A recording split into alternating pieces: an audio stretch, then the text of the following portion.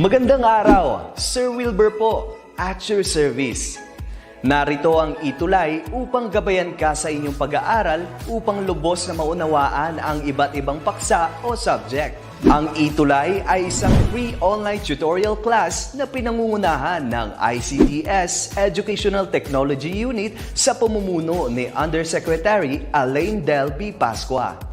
Ang programang ito ay hindi lamang para sa mga bata, kundi ito rin ay magsisilbing gabay sa mga magulang at mga guro kung paano nila ituturo o gagabayan sa bawat asignatura ang kanilang mga anak o mga estudyante. Sa kasalukuyan, ang self-learning module mula sa rehiyon ng Calabarzon at kilala sa tawag na pivot ang ginagamit sa ating ETUlay online class. Kaya ano pang hinihintay ninyo? Ihanda na ang inyong mga ballpen o lapis, papel o kwaderno at samahan kaming itulay ang pagkatuto para sa bawat batang Pilipino.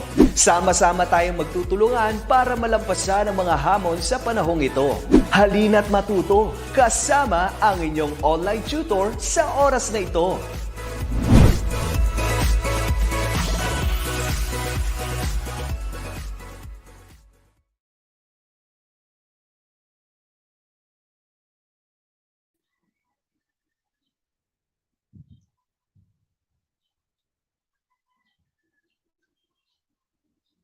Magandang umaga sa inyong lahat. Tayo ngayon ay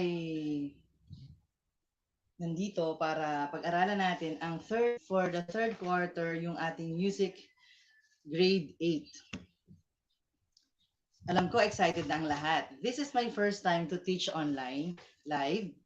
And then, alam ko lahat kayo ay interesado to learn how this music of grade 8 for the third quarter will be. So muli, magandang umaga. Ako po si teacher or si tutor Diana na magiging kasama ninyo sa umagang ito for you to learn things about music for grade 8 for the third quarter. I'll be sharing my screen. Let me share my screen with to you.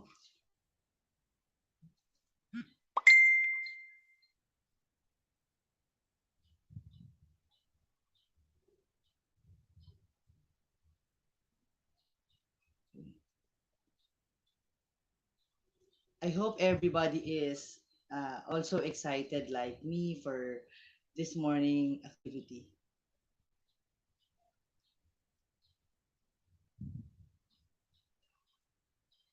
Okay. For this morning, we will be having our music of Central, South, and West Asian music. I hope nakikita nyo ang aking screen ngayon.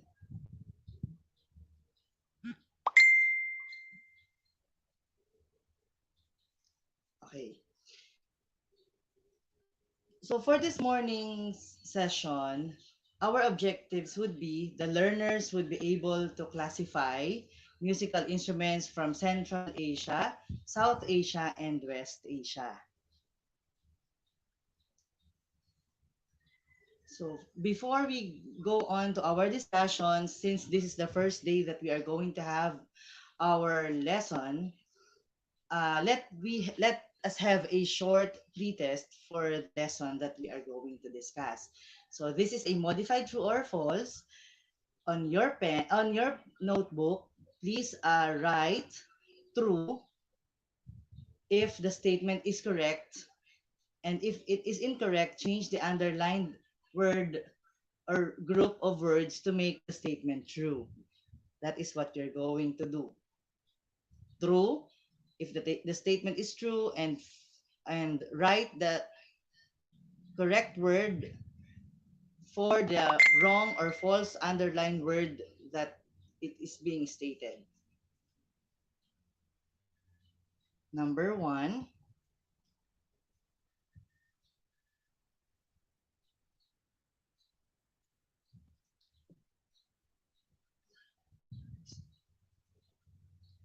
Okay.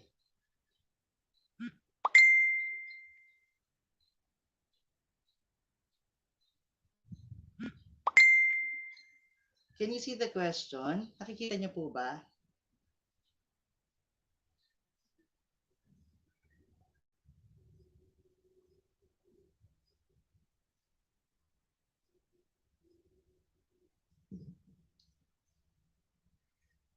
Okay. Sige po. Tingnan natin what can we do with this? Okay, ayan po.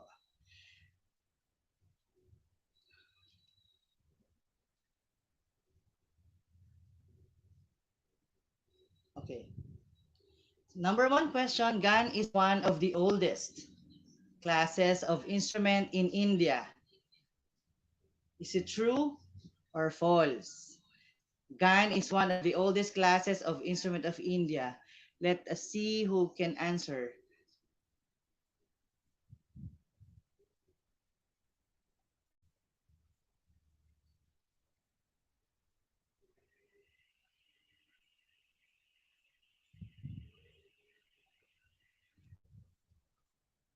Okay.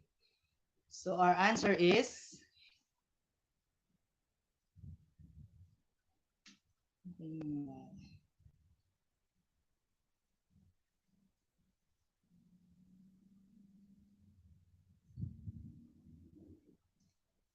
I am scrolling my okay.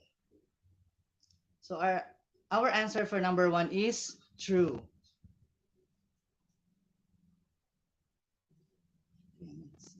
Okay, for number two question.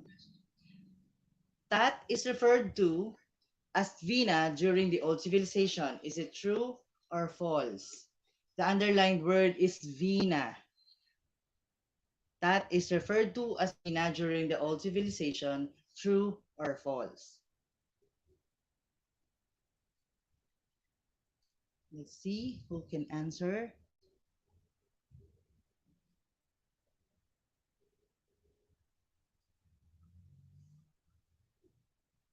Number two.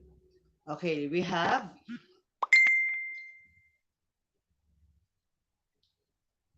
true. That is the answer. Now, let's have number three question.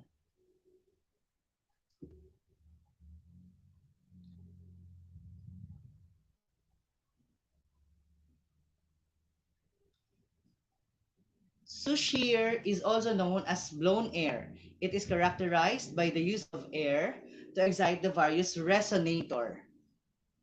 Is it true or false?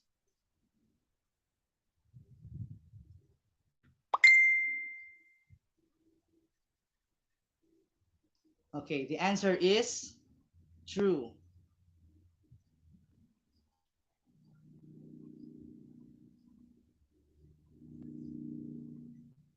Okay.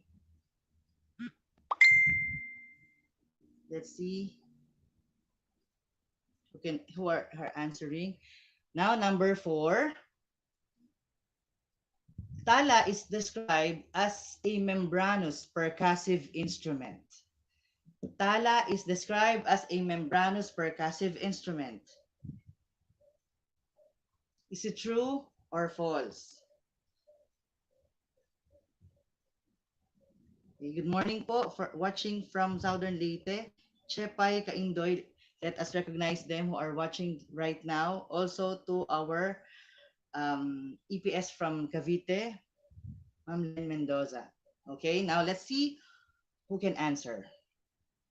Okay, so the answer is false.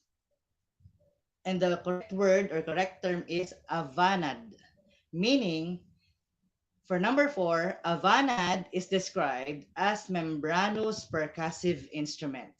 Okay?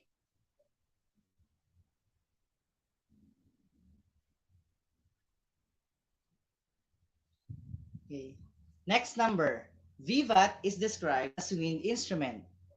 So is it true or false?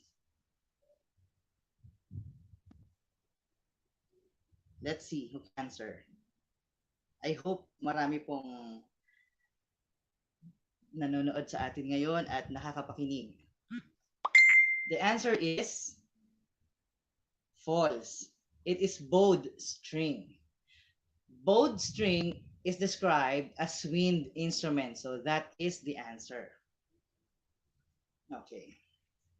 Let us go on with our lesson for today. So sa umagang ito, tutulungan ko kayo mga bata at maging ang mga magulang na siyang tumututok sa pag-aaral ng kanilang mga anak.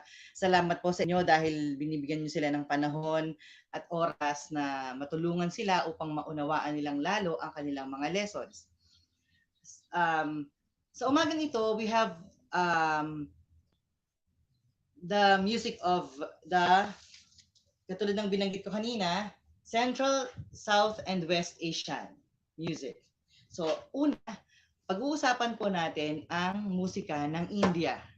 Musika ng India or kabilang ito sa South Asia. South Asia.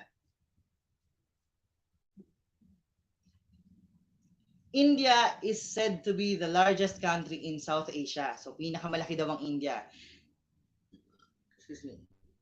Its music is as vast as its geographic location, as large as its demographic population. The music of India reflects different aspects of Asian culture through its timbre, rhythm, melody, texture, and style. So, ibig sabihin, yung musika ng India ay rich talaga siya when it comes to rhythm, timbre. Nabanggit na natin kanina na yung musika nila, particular sila dun sa mga elements of music, different elements of music. In general, Indian music remains fundamental. As I have said earlier, particular sila sa elemento ng musika, sa iba't ibang elemento ng musika. So that is the fundamental, pundasyon, to the lives of the people of India as a source of spiritual inspiration, cultural expression, and entertainment. Alam naman natin na ang mga Indiano ay spiritually rich also with their cultural expression, and katulad ng mga Pinoy, masayahin din sila. So they love entertainment. So we are talking about instrumental music of India. There are many musical instruments of India. There are many musical instruments of India, and some instruments are used primarily in North Indian music. Kapag sinabi nating North Indian music, it is called as Hindustani Sangeet. While many other instruments are used South Indian music, or we call it Carnatic. Inuulit ko, kapag po sinabi na Hindustani music, yun po ay galing sa North. Kapag naman po ang ating music ay tinatawag na Carnatic Sangeet, it is coming from South Indian music. Maliwanag po ba? So sana po nauunawaan natin yun. Okay. Ngayon po, pag-uusapan naman natin yung classification or classification of musical instruments of India. So marami po yan. Sa India, meron tayong 5 na uri or classification ng music nila. So una dyan is gan. We call it gan. So gan is described as a non-membranous percussive instrument but with solid resonators. It is one of the oldest classes of instrument in India. So non-membranous percussive instrument. Ibig sabihin, kapag sinabi kasi nating membranous, membrane, ibig sabihin yari siya, napapatunog siya sa pamamagitan ng pinatuyong balat ng hayop. So membrane ang tawag doon, membranous percussive instrument. Kapag non-membrane, ibig sabihin yung kayarian niya as instrument, pero percussion instrument siya, ay hindi galing sa pinatuyong balat ng hayop. Okay? So it is one of the oldest classes of instrument in India. So isa sa pinakaluma. It may also be a melodic instrument or instruments to keep tal. Una dyan yung gatham. Gatham is nothing more than a large clay pot. It is very commonly played in South Indian classical performances. Kung makikita natin yung gatham, sa Pilipinas meron tayong ganyan eh. Ganyan ang itsura dito sa atin. Pwede nating tawaging tapayan, simpleng tapayan, parang ganon, parang lagay ng tubig noong mga panahon na sinauna. Pero sa kanila, they made it as their instrument. Okay? So yun kasi sa Asian music kasi that is particular, siguro sa pagpapatuloy natin mapapansin niyo bakit kaya yung instrumento na meron ang ibang bansa, meron din sa Pilipinas, katulad, minsan ay naiibahan lang sa disenyo, pero almost the same. Pangalawa, kartal is an ancient instrument mainly used in devotional or folk songs. It has arrived its name from Sanskrit word kara, meaning hand, or tala, meaning clapping. So, para siyang clapper. Yun yung kanyang kayarian. Sa pagpapatuloy, meron tayong tinatawag na manjira and is known by many names. It's also called janj, tala, mondira, or small size kafi or large size, or a host of other names. It is basically a set of small cymbals. It is a ubiquitous component of dance and music and bhajans. So, yun po. So, we also have the knot or the nut. Nut is a small pot used in Kashmir as a percussion instrument. It may be bought or thought of as a North Indian gatam. Katulad ng sinabi ko kanina, parehas lang. Parang North Indian gatam kasi yung gatam from South. Okay? Next po, number 2, avanade. Avanade, these are instruments that produce sound with strike-able membranes. Kanina, yung pinag-usapan po natin, yung gun ay non-membranous. Ito naman po ay membranous. Okay? Tabla, dolak, dol, daf, damru, o mridangam, nagada, pakawaj, nol, or mridangam, or nal, or dolki are examples of membranous percussion instruments. Okay? So, daf is an Indian flat drum membrane on one side of large wooden ring. So, nakabalot siya, binalutan yung large wooden ring ng balat ng hayop. It is used mostly in folk music and frequently employed by Bollywood music directors. Dafli is a popular version of daf, which is metal sounders o at perimeter of daf. So, yun po yun. Dol is a very popular two-sided barrel of cylindrical shaped North Indian instrument, very popular to dolak but larger in size. So, medyo malaki lang siya and differs from dolak in that sides are struck with sticks rather than hands. So, yung kanina na daf, yun po ay pinapalo ng kamay. Ito naman pong dol ay pinapalo ng stick. So, tumutunog siya, pinapalo din, pero stick. So, we call it as, yung mga ganitong instrumento, tinatawag natin siya na membrano phones kasi membrane. Okay? And we play it by striking. Okay, also with the gun instruments. Next, tabla is a pair of twin hand drums. Ito naman, twin hand drums from the Indian subcontinent. Since the 18th principal percussion instrument in Hindustani classical music, where it may be played solo as accompaniment with other instrument and vocals as part of a larger ensemble. So, pwede siyang solo, pwede siyang i-play ng solo, parang kung dito sa Pilipinas, yung gitara, pwedeng solo, pwede rin naman kasama siya sa isang ensemble or group of instruments. Pag sinabi natin pong group of instruments, we call it ensemble. Okay? Okay. The third one is Suhr. Suhr is also known as blown air. Blown air or sa Hornbostel Sachs classification, we call it as aerophone. Aero, meaning we create sound using the air. Okay? It is characterized by the use of air to excite the various resonators.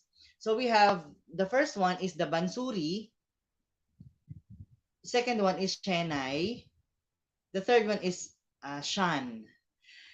And we have the surpeti. Kung mapapansin po natin, yung surpeti, shenai and bansuri, para siyang yung mga flute natin, flute na alam natin, na familiar tayo. So we have the flute, we have the, yun nga, yung shenai, and then we have the shank. Yung shank po, it's a shell that creates sound. Kung dito sa atin, yung tinatawag nating pakakak. Okay? Surpeti. We also have that. And then number 4, we have tat. Tat is referred to as Vina during the old civilization. So this class of instruments are plucked instruments or plucked. Kinakalabit, pinatutunog siya through plucking. So pag sinabi nating plucking, it is included, these are string instruments. So kapag sinabi nating plucked instruments, ano po ang tawag doon?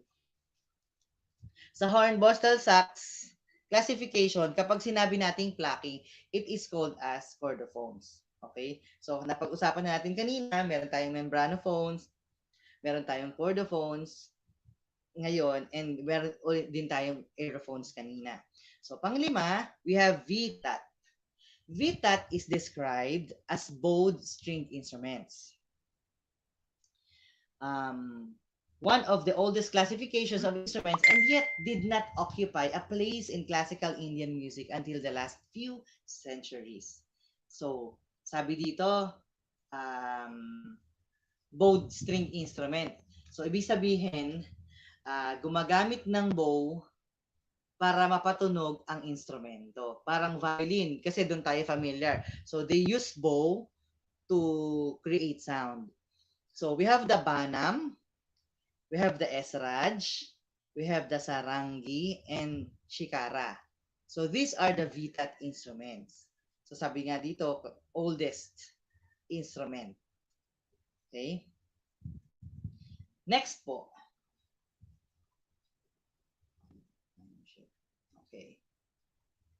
Okay, we have the tala. Tala or rhythm plays an important role in Indian music. Binanggit na po natin yan kanina na sila ay very particular sa fundamentals of music. So it is fundamental to the creation of any musical system. Certainly, from a historic standpoint, rhythm existed many centuries ago before the word rag was ever used. Given this historical 002 eminence, it is not surprising that rhythm occupies an important position in the Indian system of music. So sa sinasabi dito, yung Indian music, ang importante talaga sa kanila, ang isa sa pinaka-importante at hindi mawawala sa kanilang musika ay yung strong rhythm. At ito naman talaga ay importante sa lahat ng uri ng musika. Kasi nandun yung buhay niya. Okay? Tala literally means clap. So, clap.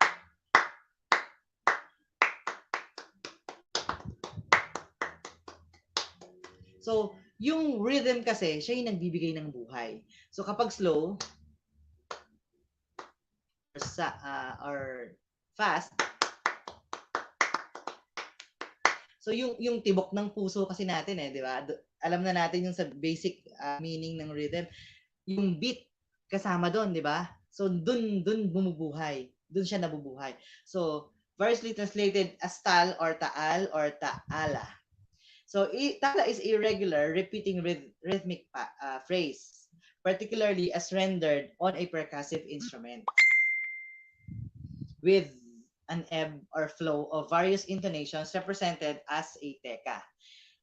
It is also a common Indian system of rhythm. So, yun yung tawag sa tala. So, pag sinabi nating tala, inuulit ko po, pag sinabi nating tala, it is an Indian system of rhythm. So, importante sa Indian music yun. Teka is a sequence of drum, syllables, or ball. In Indian classical music, both Hindustani classical music and Carnatic music use complex rules to create elaborate patterns of rhythm.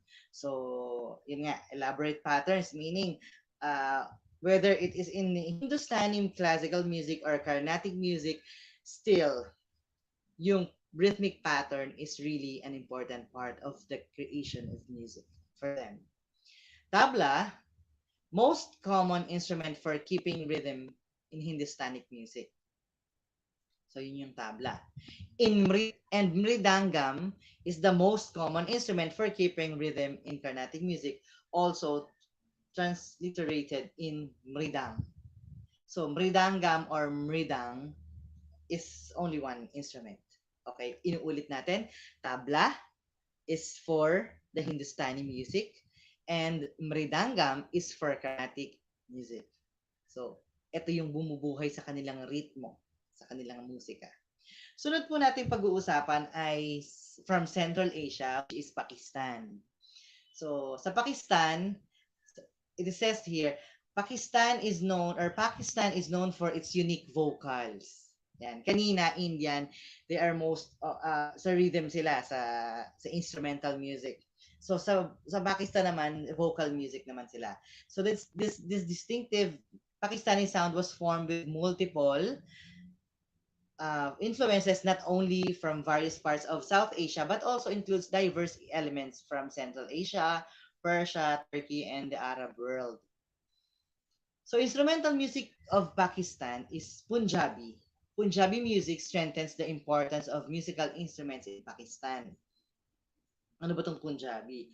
Punjab is a region in South Asia, which is divided into West Punjab and Pakistan and East Punjab, India.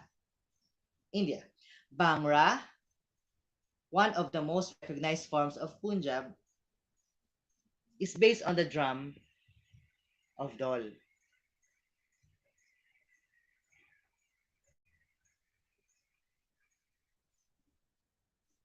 Okay? So this is significant. These are the significant instruments of Pakistan. We have the tabla. Kanina napansin natin, meron din ang ating tawag dyan, Indian music. Meron din silang tabla. Iba din yung tabla ng Pakistan. So, katulad ng sinabi ko kanina, nung nagsisimula pa lang tayo, ang ating musika sa Asia ay halos magkakapareho ang instrumento. Kaya minsan, if you are going to look at it, kung titingnan mo lang yung picture, malilito po talaga tayo. Okay?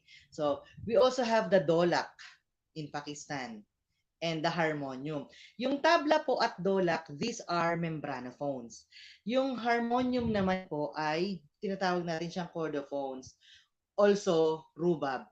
Okay, these are chordophones instruments. Okay? Next po, Israel. Ito po, yung pangatlong country na pag-uusapan natin ngayon. So, we have Israel from West Asia. Okay? The music of West Asia is modal.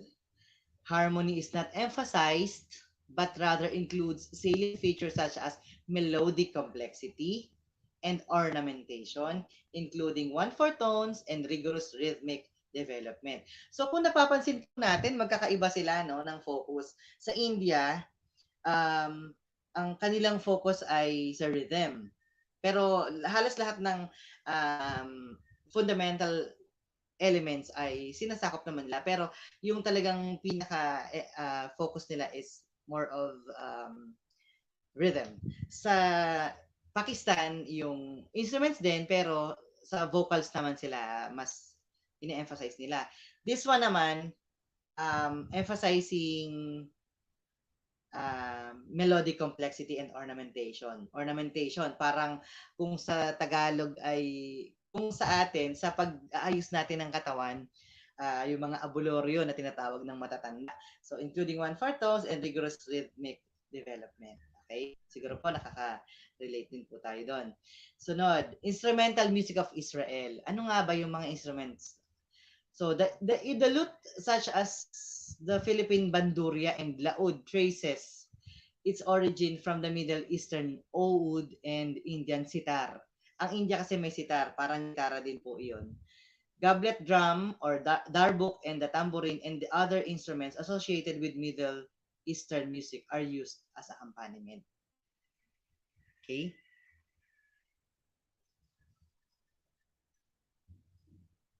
Okay? Medyo bibili na po natin, ha? One of the dances where accompaniment is used in Hora, a dance that often has strong offbeats and asymmetric meters. So these are the musical instruments of Israel. So we have the Jewish lyre, we have the psalterion. So yung Jewish lyre, it is a non-membranous pero membranophone pa rin siya. Okay? Psalterion, this is a chordophone, and shofar, it is the aerophone from Israel. Musical instruments of Arab countries. So we have the goblet and we have the toft. Okay, these both membranophones. Okay? Musical instruments of Middle East. So, ito yung goblet. Sorry. This is,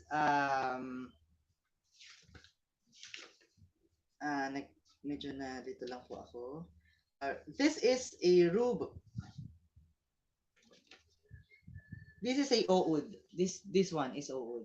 And the other one is darbuk. This is cordophone, and this one is membrana phone. Okay, now let's go on to our task. Dito po, tutulungan ko na kayo, siguro from the discussions that we have had earlier, matutulungan ko na kayo na magsagot from this task number 1. So, matching, identify the instruments on the pictures. Choose your answer from the words inside the box. So, yan. So, I hope marami mong nakikinig at handang matuto. Okay, so we have Krisha May Dario. From Reina Mercedes Vocational.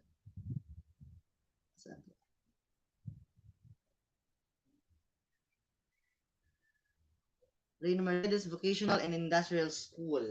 Okay, thank you for watching po. So let's move to our activity. So there are 3 pictures here. You have the choices. We have the oud, the tabla, and the darbuk and dola. So please try everybody, kung kayang sumagot, yung mga naka-online po sa atin, please try to answer. So, una, we have the first picture, we have the, sorry, na-flash ko na siya. So, we have the book. It is a membrano phone instrument. So, we play it through striking. Next picture, yung gitna po, picture po sa gitna, ano pong tawag dyan kaya? Excuse me. So, we have the, sige po, sagot po tayo. We have the Dola. So, Dola is also a membrana phone. Number 3 picture, the third picture, ito pong last picture natin dito sa right side. Okay, so we have the oud. That is the oud. Okay, next po, we have the task 2. Guess the country of origin of the instrument and identify its manner of playing, whether by blowing, pag natin blowing, it is called as aerophone. By plucking, strumming, or bowing, we call it as cordophone. By striking on stretch membrane, we call it as membranophone, and or striking on an object which the whole vibrates to produce a sound, katulad ng gatham, that is called idiophone. Okay, so we have, I just gave here 2 instruments. Okay, so origin of country. Sige po, tingnan natin who can answer.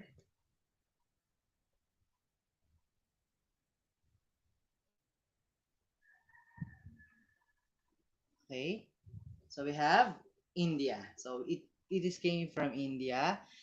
Nanggaling siya sa India. Ang manner of playing, paano siya pinatutunog or pinatutugtog? Striking. So pinapalo po siya. And sa hornborstel sax classification na kanina po ay pinapaliwanag ko din sa inyo in our discussions. So it is called as membranophone. Okay, now, next picture. Next picture po tayo. We have country of origin. Saan po kaya siya galing? Sana po may sumagot para malaman natin kung naunawaan po o nakaabot po kayo dun sa ating discussions kanina. Though napakabilis. So we have Israel. Okay? And then, manner of playing, we are plucking this. So plucking, kinakalabit. Kinakalabit po, plucking po. And then, so hornborstel sax classification, we have membranophone. Okay? We have cordophone, sorry. Cordophone. Okay? So, this is all for today. Thank you. Baka po may tanong kayo, pwede pong magtanong. We still have few minutes siguro. Meron po ba tayong oras? Let's see. Okay. Maraming salamat po sa mga nanonood. Okay. So, maraming salamat po sa mga nanood ngayon. Okay, thank you very much po.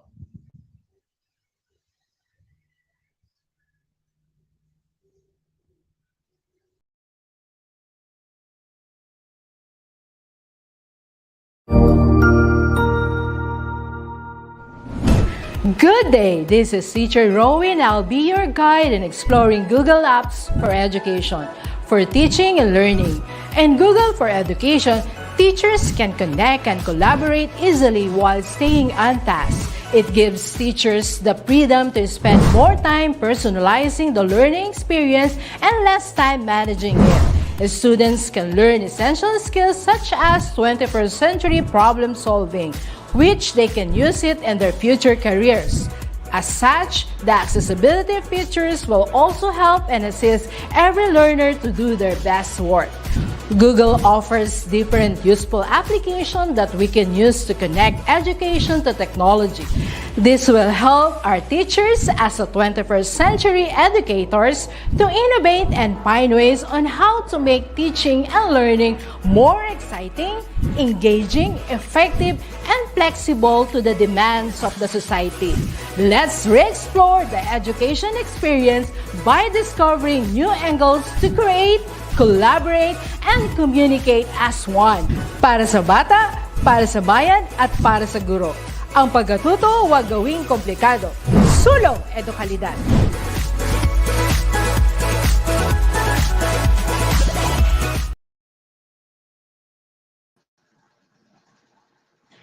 Good morning to everybody. I will be your Arts 8 tutor for the day. I am Tutor Mark. Kaya po sa ating pong mga manonood ngayon, gagabayan ko kayo para sa ating Week 1 lesson para po sa third quarter. Kaya sa mga mag-aaral, siguraduhin hawak na ninyo ang inyong mga self-learning module, ang inyong ballpen, at ganoon na din ang inyong mga papel. We will be having a two-part session regarding this session. At ngayon natin gagawin ang part 1, kung saan ibibigay ko muna ang introduction at magpapakita ako ng ilang mga halimbawa o video para lubos ninyong maunawaan ang ating paksa para sa Arts 8. Kaya kung handa na kayo, handa na rin ako.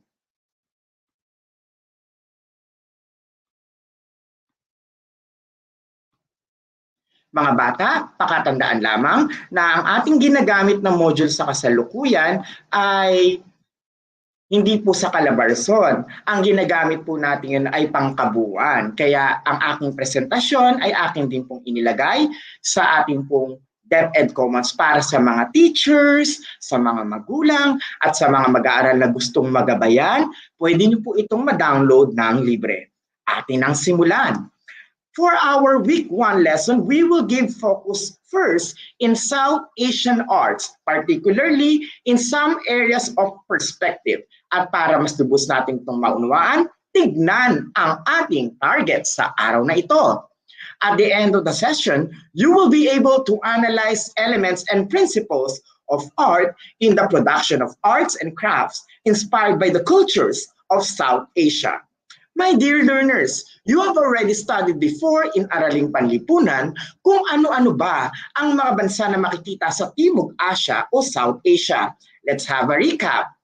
If we try to look at it, nakikita dito sa larawan na ito na ganyan ang itsura ng karamihan sa mga mamamayan sa lugar na ito. Pag tinukoy natin ang South Asia, we have the following countries such as Maldives, India, Pakistan, Nepal, Bangladesh, Sri Lanka, Afghanistan, and Bhutan.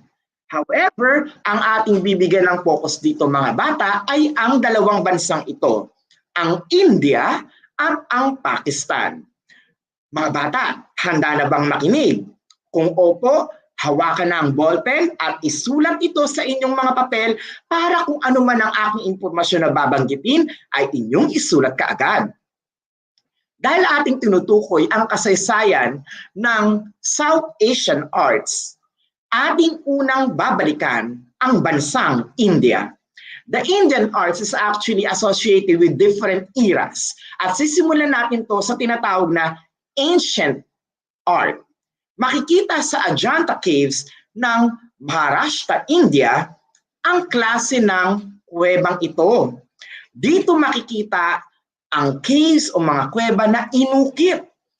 Inukit sila ng mga sinaunang taong nanirahan sa India at ito ang bahagi ng kanilang art. Nakakamangha sapagkat ang mga kuwebang ito ay hindi basta kuweba. Nagmistula itong mga templo at kakikitaan ng maraming art forms. Approximately, there are 30 rock-cut Buddhist cave monuments which date from the 2nd century BCE to about 480 CE in Aurangabad district of Maharashtra state of India. The caves includes paintings and rock-cut sculptures described as among the finest surviving examples of ancient Indian art, particularly expressive paintings that present emotions through gesture, pose, and form. Meron na tayong correction na hindi ito hiya, ito dapat ay da. Ayan. So mga bata, meron daw dito makikita almost 30 mga rock cuts. Ibig sabihin, talagang hinubog siya sa pamamagitan ng sculpture, in-sculpt, o pinorma yung mga bato na magmistula silang mga templo at kakikitaan ng kakaibang artistry. Ito ay mga Buddhist cave na makikita natin sa bansang India.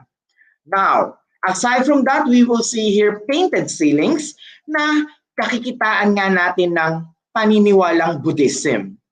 Also, we could see here a Chaitya worship wherein kakikitaan ito ng mga domes pero walang mga idols o yung mga sinasabi natin na parang estatwa na sumisimbolo sa kanilang mga Diyos o Diyosa. Yan ang makikita dito sa kuwebang ito. Tandaan ang pangalan, yun ay ang Ajanta Caves. Isulat na yan mga bata. Ngayon, dumako tayo sa susunod. Maliban sa makikitang mga painting sa Ajanta Caves, makikita rin dito ang iba't ibang klase ng paintings doon sa ibabaw mismo o sa kanilang mga ceiling o veranda. Halimbawa sa Cave 17, dito makikita ang 8 Buddhas above 8 couples. At ganun din ang Buddha as the golden goose in his previous life. Para lubos na maunawaan kung ano ba ang tinutukoy ko dito sa Ajanta Cave, tignan ang videong ito. The Ajanta Cave is located in India at ito ay masasabi natin na kabahagi ng UNESCO World Heritage Site na talagang maipagmamalaki ng bansang India sa buong mundo. Sa paglipas ng maraming panahon, ang mga templong na itayo dito ay hindi basta templo na gawa sa mga semento. Bagkus, ito ay hinubog mula sa mga bato na makikita sa kuwebang ito.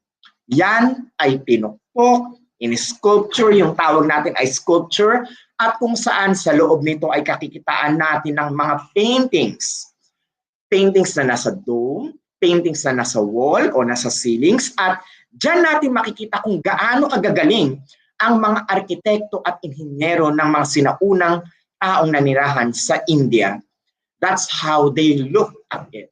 Kaya masasabi natin na napakataas ng arkitekturang ito na mula sa bansang India. So learners, please take note of it. Ang tawag natin dyan ay Ajanta Cave. Kaya sa mga manonood natin, kagaya ni Hans Sabellina, ganun din kay Antonio Quintos, please make sure to take down notes at para alam natin kung ano ba ang mga bahaging ito. Let's move on. Pagkatapos ng Ajanta Caves, alam ba ninyo na meron pa tayong mga work of arts pero makikita pa rin sa South Asia, hindi nga lamang po sa India. Yan ay makikita sa Central Sri Lanka. Ang tinatawag natin na Sigiriya paintings. Ang Sigiriya paintings ay fresco in format. Ito yung makikita natin na nakapaint sa mga caves o sa ceiling, kung saan idinidepict nito o inilalarawan kung ano ba ang pamumuhay nung hari nung panahong iyon. Sri Lanka's most talked about paintings are the Sigiriya maidens found up the Lion Rock. When they were originally painted in the 5th century, around 500 beautiful ladies decorated the wall in a massive mural which spanned 450 feet in length and 130 in height. Ganong kalaki yun. Mga bata, sa mga nakikinig na grade 8 learners, ang Sigiriya paintings ay makikita daw dun sa Lion Rock. Mamaya ipapakita ko kung ano ba yung itsura ng Lion Rock na ito at bakit siya tinawag na Lion Rock.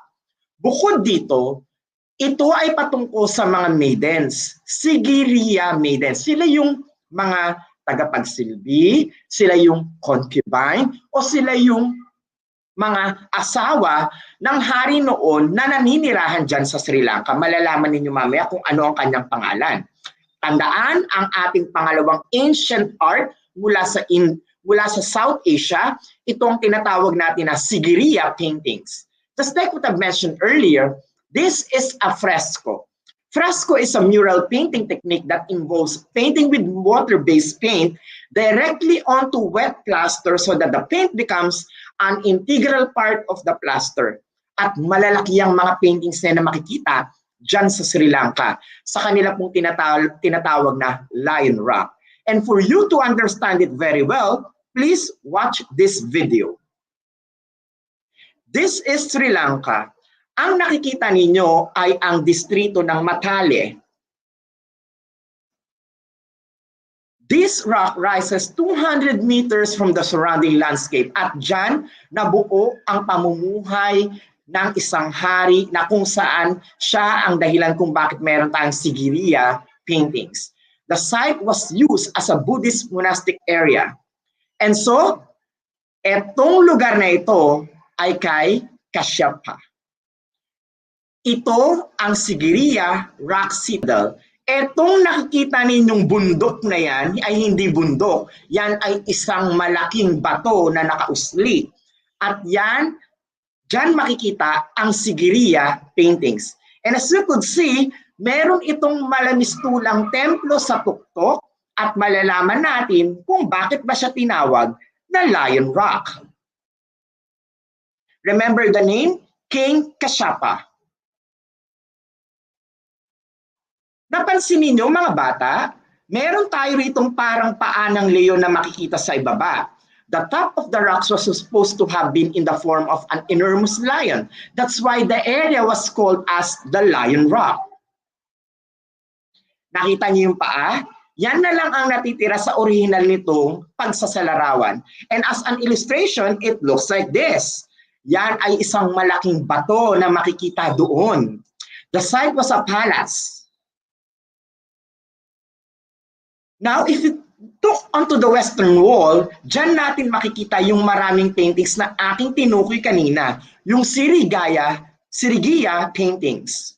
And as you could see, dyan nakadrawing yung kanyang mga asawa, ang kanyang concubine, at ang kanyang mga maiden o mga tagapagsilbi. At dyan inilarawan o iginuhit sa mga bato na iyan. And remember, the style, it is called fresco. Fresco ang tawag natin sa paraan kung paano yon iginuhit. So, learners, nakakatuwa, di ba? Sa ating ancient art mula sa India o sa South Asia, meron tayong nakikita sa kuweba at meron din tayong makikita sa gilid ng mga bato. At tatandaan ang mga pangalan na ito Ngayon, dumako tayo sa susunod na bahagi. When we talk about the classical period of India, nalalayo na tayo o paalis na tayo sa ancient art, kung saan tayo ngayon ay patukoy na doon sa kanilang mga paniniwala o religion. And when we talk about the classical period of India in terms of their art, ganito ang makikita natin na mistulang idol. In India, the classical age is the period when Indian society grew and thrived, setting the foundations in arts, science, politics, religion, philosophy, and economics that define the Indian culture to this day. At tandaan, this is influential in the Gupta Empire. If you can still remember what you have studied in Araling Panlipunan, it's there. This period lasted from about 320 to 550 CE. And one of its best work in this classical period is this one. That is Shiva. Shiva, the cosmic dancer, which represented by four-armed figure. Meron daw siyang apat na kamay. Ang apat na kamay na ito ay maraming simbolismo. The first figure of that hand holds the fire with which he destroys. Another holds a drum, which is the first sound heard in the world during the creation. Then the third arm points up in a reassuring gesture, while the fourth arm points down to the dwarf in which he dances to. At sabi nga, yan ang tinatawag natin na Shiva as Lord of Dance. It is created during the Kola era. My dear learners, kung ating papansinin, kung dati ay ang kanilang form or work of art ay nandun po sa tinatawag natin na nasa cave o nasa bato, this time, nagka-carve na sila o nagsasculpt na sila mula sa isang bato pero nahiwalay na. Gaya nito, si Shiva. Let's move further. After that, the Islamic ascendancy came. Dumating ang influence ng Islamic group. At itong tinatawag natin na transitional period. And to this era or to this period, nabuo ang tinatawag natin na Mahabharata at Ramayana, the two Indian epics. Mahabharata, which is the longest, based on the word mahaba na nga, mahaba talaga ang epic na ito, the longest epic in the world, and we have also Ramayana. These two emerged during this Islamic ascendancy. And I could say that this is one of the best literary arts of India na hanggang sa kasalukuyan ay maipagmamalaki ng bansang ito. Now, after having the epic format, tapos na rin tayo sa sculpture, ngayon naman, dumako tayo sa susunod na bahagi. During the Mughal period, nagsimulang magtayo ng napakalalaking mga templo sa India at isa rito ang pinakasikat na Taj Mahal. Mughals contributed to the enrichment of Indian culture, especially in painting and architecture. The most splendid one is what we call as Taj Mahal, built by Shah Jahan in memory of his wife. Ang pangalan ng kanyang asawa ay si Mumtaz Mahal. Kaya mga learners, sa inyong nakita natin ang transition dito na ang kanilang work of art ay nakaguhit o nakalikha mula sa mga kuweba o sa gilid ng bundok, sa mga bato. Sumunod ay naglilok sila mula sa iba't ibang klase ng mga hard materials. And then it moved on to the literary pieces like the epics, kagaya ng Mahabharata at Ramayana. And now, we have the different architectures. Temples such as this one, the Taj Mahal. Actually, this is a tomb. Okay? Ito ay isang tomb para po sa asawa ni Shah Jahan. Now, moving on. Aside from having this different architectural format, kasali rin sa Indian art yung tinatawag natin na culture-based. At kung tayo sa mga Katoliko o sa mga Chinese, meron tayong tinatawag na New Year, they have the so-called Diwali. Diwali falls in either October or November each year, depending on the cycle of the moon, and it is observed in the 5th day of Kartik, the holiest month in the Hindu lunar calendar. So mga bata, pag sinabi nating Diwali, simple lang to. Yan ay ang New Year celebration ng bansang India, kung saan gumagamit sila ng napakaraming pailaw at kabahagi ito ng kanilang paniniwala. It is a very exciting and colorful holiday. Homes are clean to welcome the New Year and windows are open so that the Hindu goddess named Lakshmi can enter. Tandaan ang pangalan ng Hindu goddess, siya ay si Lakshmi.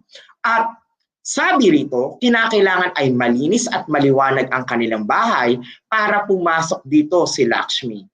They are burning the so-called diyas o yung tinatawag natin na Diwali clay lamps na nakikita po natin dito. And this is what we call as the Festival of Lights na parang kagaya ng sineselebrate natin na New Year. Remember the word, my dear learners, it's Diwali.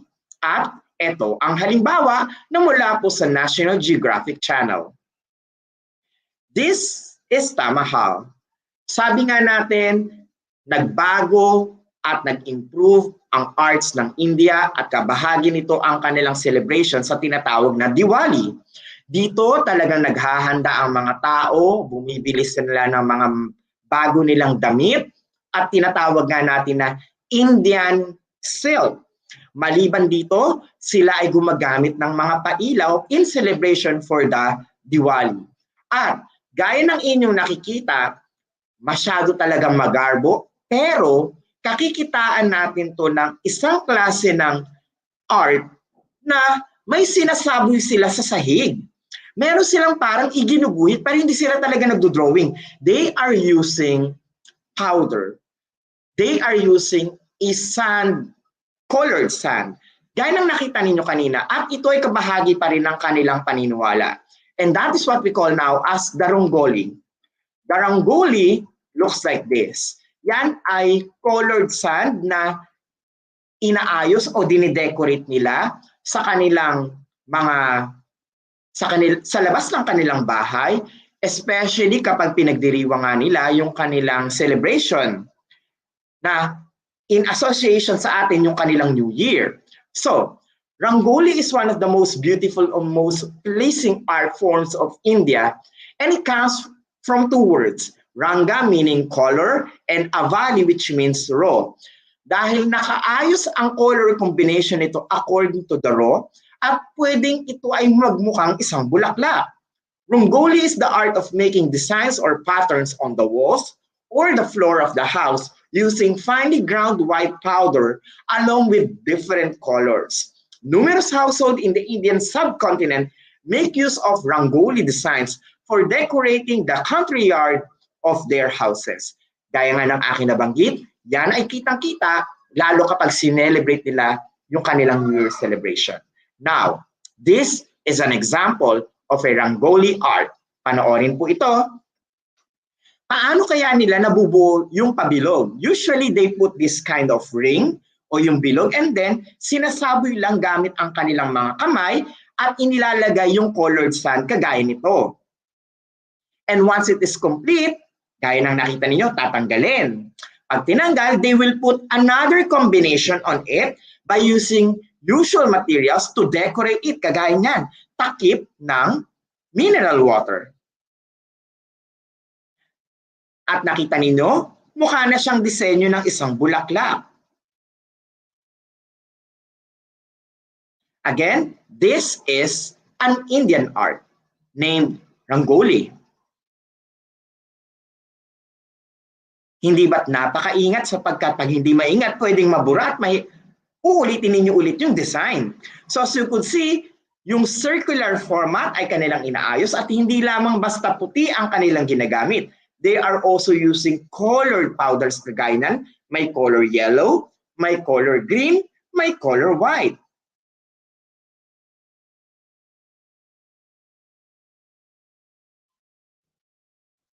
And I hope with all of our learners who are currently watching, you now have an idea how to create a Rangoli because for our part 2, you will be having an activity kung saan kayo naman ang lilikha ng sarili gamit ito.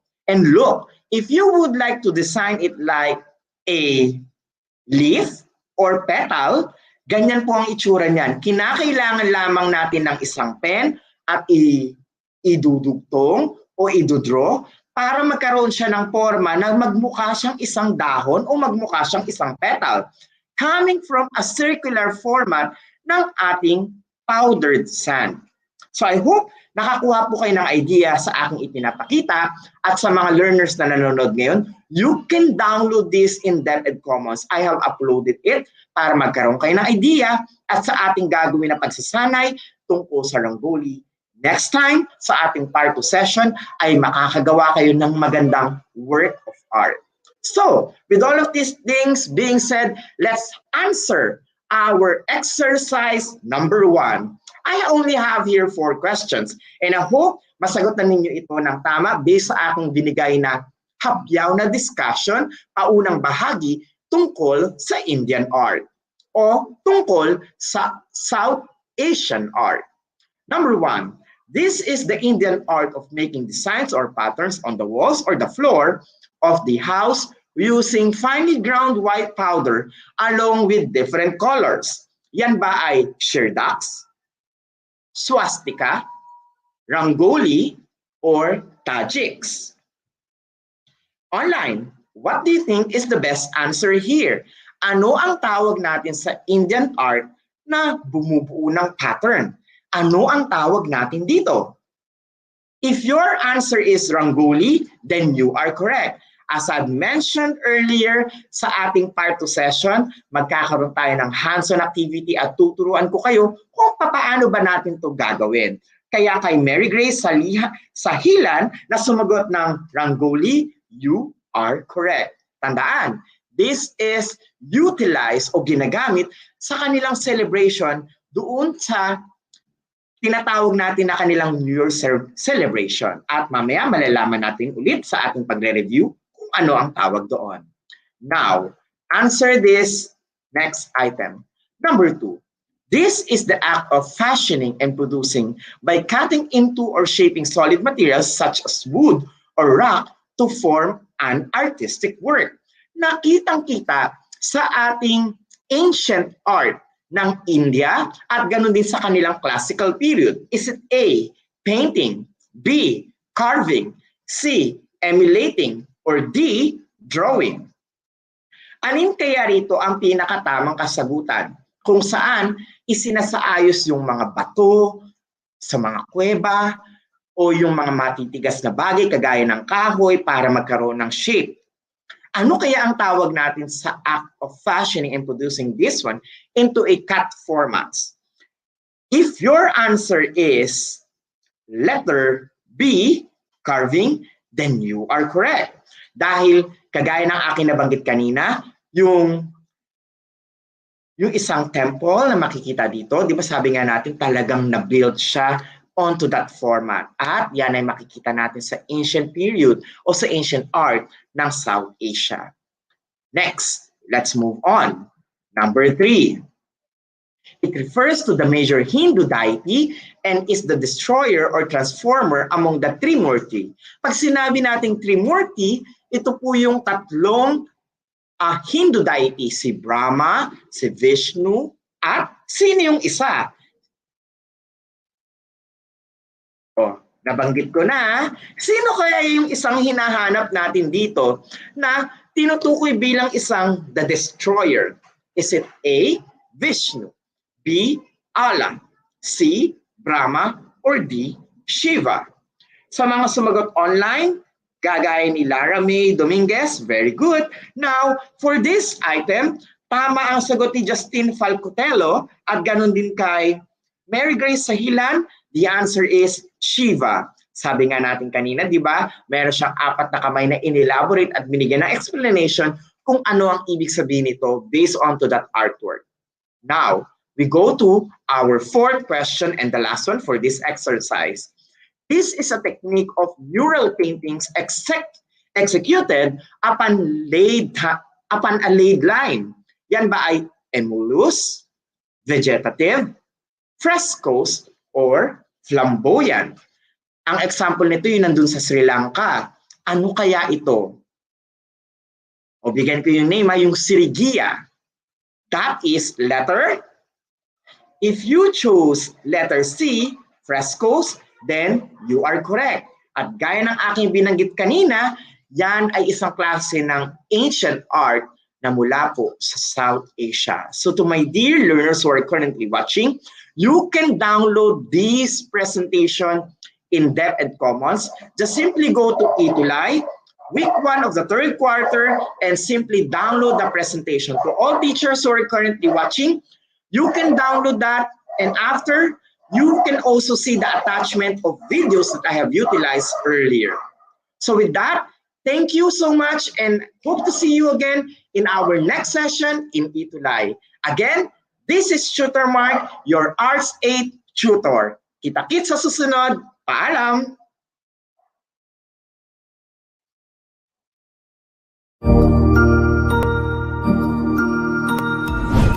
Sigurado ako na marami ka na namang natutuhan sa ating ETUlay tutorial session ngayong araw. Tandaan, ito ay hindi lamang para sa ating mga mag-aaral, kundi pati rin sa ating mga minamahal na guro at mga magulang na kaagapay natin para maituloy ang pagkatuto sa kabila ng nararanasang pandemya.